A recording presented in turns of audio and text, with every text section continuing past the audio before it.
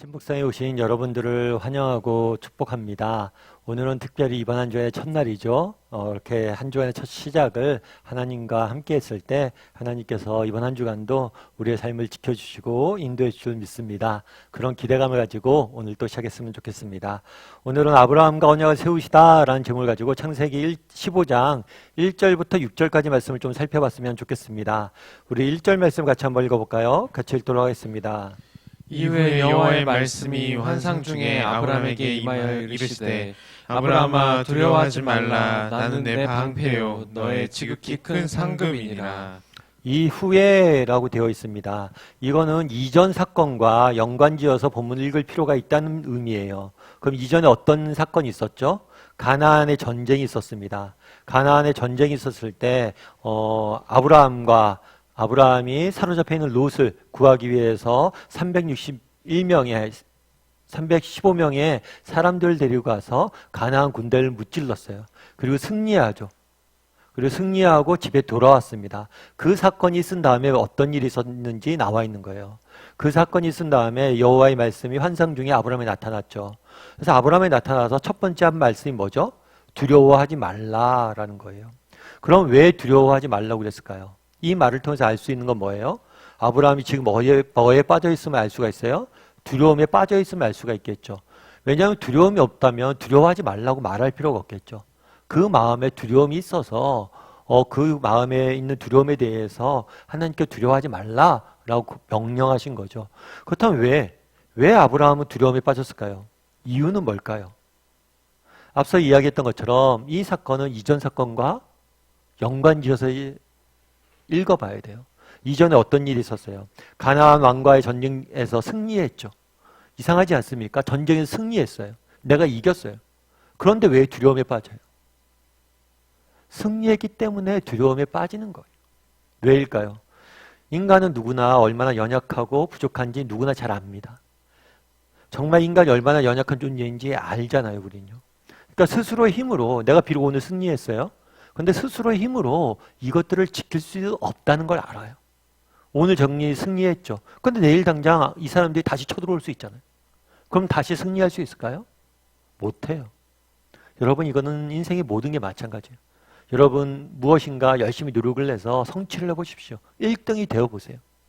그럼 어떻게 될까요? 그 다음에 곧바로 찾아오는 것은 기쁨이 있겠지만 기쁨 위에 곧바로 찾아오는 건 뭐냐면 두려움이에요. 왜 두려워요? 스스로 힘으로 그곳에 오른 게 아님을 알기 때문이에요. 스스로 힘으로 그것들을 지킬 수 없음을 알기 때문이에요. 그래서 필연적으로 승리 위에는 두려움이 찾아오게 되어 있어요. 그게 인생이에요. 그런데 그날에 이렇게 두려움에 빠져 있는 아브라함에게 하나님께서 나타나서 뭐라고 말씀하십니까?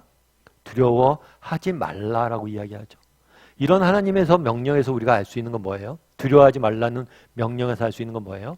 두려움이 선택이라는 거예요. 우리는 흔히 그런 생각을 하기 쉬워요.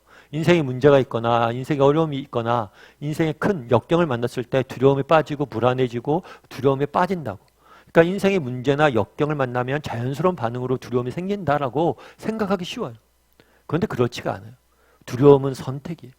왜 그날에 아브라함이 두려움에 빠졌습니까? 이 사람이 두려움에 빠지기로 선택했기 때문에, 두려워하기로 선택했기 때문에 두려움에 빠진 거예요. 다르게 말하면 우리도 마찬가지란 거예요. 우리도 이 땅을 살다 보면 불안과 염려가 찾아올 때가 있습니다. 그럼 우리가 그런 생각을 하기 쉽죠. 왜 불안하지? 왜 염려가 되지? 왜 이렇게 두렵지? 라고 생각하기 쉬운데 사실은 이렇게 두려움에 빠지는 이유가 뭐예요? 결국 우리가 선택했기 때문이에요. 두려워하기로 선택했기 때문이에요. 그러면 이 두려움으로부터 어떻게 하면 자유로워질 수 있을까요? 이 두려움으로부터 어떻게 하면 우리는 자유로워질 수 있을까요? 우리 빌립보서 4장 6절 말씀 같이 한번 읽어볼까요? 같이 읽도록 하겠습니다. 아무것도 염려하지 말고 다만 모든 일에 기도와 간구로 너희 구할 것을 감사함으로 하나님께 아뢰라. 빌립보서 4장 6절 말씀은 여러분들 잘 아시는 말씀이죠. 이 말씀은 바울이라는 사람이 썼어요. 사실 바울이라는 사람도 우리가 생각하기에는 염려가 없을 것 같지만 그렇지가 않아요. 바울도 염려가 많은 사람이에요. 무엇보다도 이 편지는 감옥에서 썼습니다. 여러분, 감옥에 갇혀서 언제 죽을지도 모르는 형편에 있는 사람을 가정해 보세요. 그 사람 마음에 얼마나 염려가 많겠어요. 얼마나 두려움이 많겠어요. 뿐만 아니라 바울은 그가 그동안 얼마나 하는 나라를 위해서 일했어요. 여러 가지 교회 사역들을 했습니다. 그런데 이 교회에 자기가 세운 개척한 교회에 여러 가지 문제들이 생겼어요. 그래서 늘 편지를 쓰면서 그 문제들에서 건면하고 있는 모습들을 보게 돼요. 정말 개인적으로 뿐만 아니라 자기가 하신 사역, 자기가 세운 교회, 공동체적으로도 많은 염려와 걱정이 있는 사람이었어요. 그런데 이 염려와 걱정 가운데 그가 이 염려와 걱정으로 자유로워질 수 있는 방법을 하나 터득한 게 있어요. 그건 뭐냐면 오늘 보면 이렇게 되어 있죠. 아무것도 염려하지 말고 뭐 하라고요? 다만 모든 일에 기도와 간구로. 다르게 이해하면 염려의 순간에 뭘 하라는 거예요? 기도하라는 거, 기도. 염려가 드는 순간에 그 순간이 바로 뭐예요? 기도할 때. 우리가 염려나 걱정이 들 때가 있습니다. 두려움이 생길 때가 있어요. 그때 우리는 선택해야 돼요. 뭘 선택해야 돼요? 계속해서 염려와 걱정하고 두려움에 빠질 것인지 아니면 기도할 것인지. 기도하면 왜 염려가 사라집니까? 기도하면 근본적으로 우리의 시선이 나에게서 하나님으로 맞춰지기 때문이에요. 여러분 앞서 얘기했던 것처럼 우리가 두려움에 왜 빠져요? 우리의 시선이 나에게 맞춰져 있기 때문이에요. 내가 이룬 성취, 승리를 내 힘으로 지키려니까 두려움에 빠지는 거예요. 그걸 못 지킬 걸 알아요. 그런데 우리가 기도하면 시선이 내가 아니라 하나님에게 맞춰져요. 나를 지키고 보호하시는 하나님. 그 하나님에게 시선을 맞추다 보면 뭐예요? 우리 안에 두려움과 불안이 사라지는 거예요. 그래서 바울이 터득한 두려움부터 자유로워지는 방법 무엇입니까? 기도하는 거예요, 기도.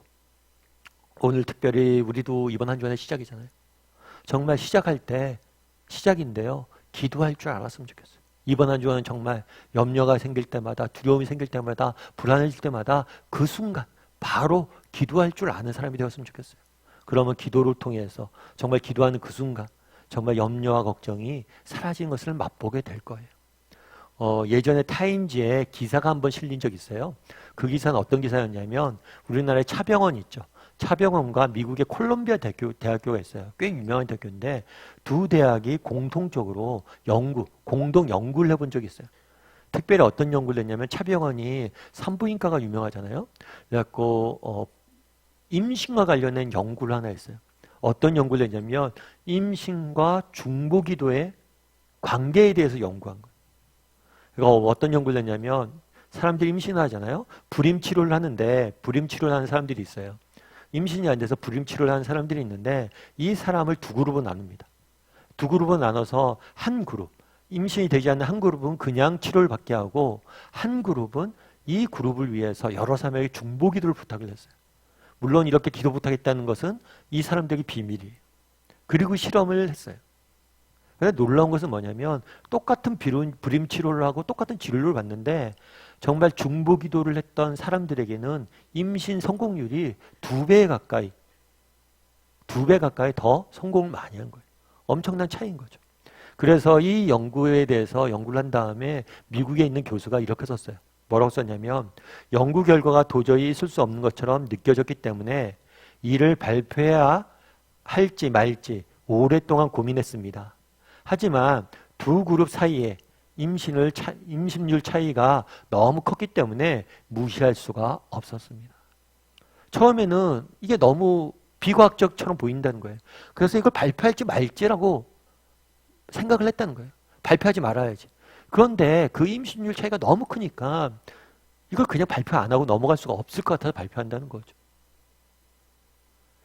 사실 이렇게 생각할 수도 있죠. 우연의 일치 아니에요? 아, 정말 그래요? 근데 우연의 일치 아니에요. 그만큼 기도가 능력이 있는 거예요. 그런데 왜 기도의 능력을 우리가 맛보지 못합니까? 기도하지 않기 때문이에요. 기도해야 돼요. 그날의 아브라함에게 나타나 뭐라고 얘기합니까? 두려워하지 말라라고 이야기합니다. 여러분, 두려움은 선택이에요. 여러분, 우리가 한 주간을 이제 시작을 하잖아요. 시작하면서 우리에게 선택권이 있는 거예요. 이 한 주간 우리가 인생의 문제를 만날 거예요. 어려움들 만날 거예요. 그때 불안하고 염려하고 두려워할 건지 아니면 그것으로부터 자유로워질 것인지 그건 선택이에요. 그럼 어떻게 두려워하지 않을 수 있습니까? 두려움부터 자유로워질 수 있습니까? 그 순간 뭐예요? 기도해야 돼. 기도할 때 우리의 시선이 내가 아니라 하나님께 맞춰질 것이고 그러면 자연스럽게 뭐예요? 우리는 두려움부터 자유로워질 거예요. 이번 한 주간은 좀 기도를 좀 많이 했으면 좋겠어요. 특별히 인생에 문제가 생길 때마다 어려움이 생길 때마다 그 순간이 내가 기도할 때다 생각하고 불안과 염려, 두려움이 생길 때마다 잠깐이라도 짧게라도 기도할 줄 아는 저와 여러분이 되기를 주님의 이름으로 소원합니다.